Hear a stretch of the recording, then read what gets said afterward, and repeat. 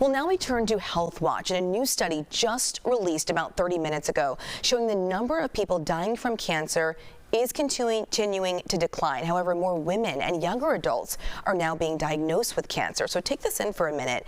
Here's what we're talking about. Rates in women under 50 years old are now 82% higher than men. That's up from 51% in 2022. So what does this all mean? We're bringing in Dr. Shikha Jain, a spokesperson for the American Cancer Society. Thank you for being with us this morning. Thanks for having me, Audrina. So what does this new study just released reveal about the shifting burden of cancer between men and women? Well, as you mentioned, Audrina, we're seeing a decline in cancer incidence in men, but we are seeing a concerning increase in women. And there's a lot of thoughts behind why this might be. The report also said that women are quitting smoking at lower rates than men and slower than men. So lung cancer is increasing in women compared to men.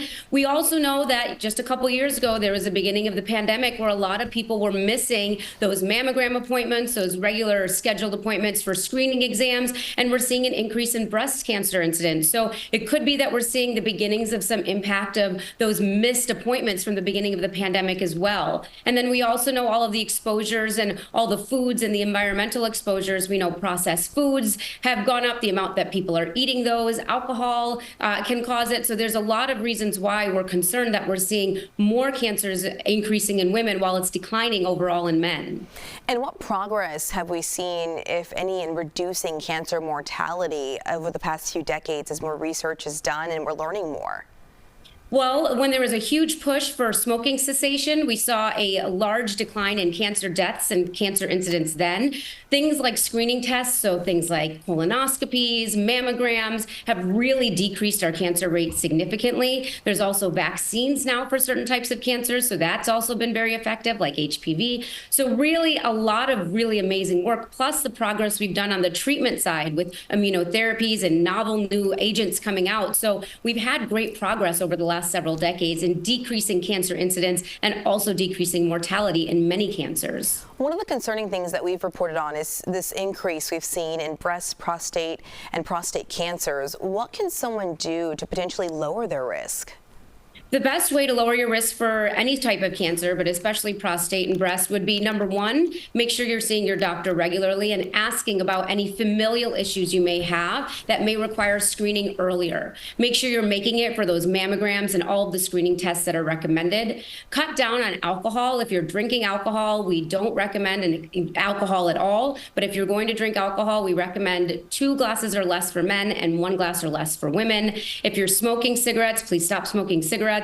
And also decreasing the amount of processed foods and red meats that you eat can also decline your risk of any type of cancer, of many types of cancer. And I know when we're talking about cancer, we also have seen a lot of inequalities when it comes to where you live or income or your race, gender.